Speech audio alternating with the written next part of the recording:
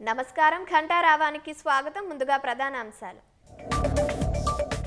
ఛత్తీస్గఢ్ బీజాపూర్ జిల్లాలో ఎన్కౌంటర్, 2 మావోయిస్టుల హతం, భారీగా ఆయుధాలు స్వాధీనం.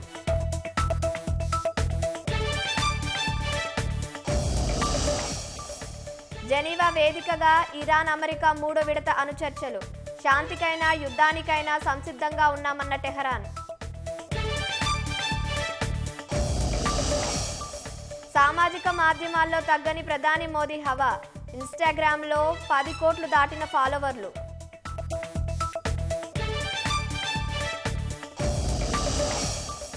హైదరాబాద్ మూసీ పరివాహకంలో బీజేపీ భరోసా యాత్ర, ఇల్లు కోల్పోతున్న బాధితులకు పరామర్శ.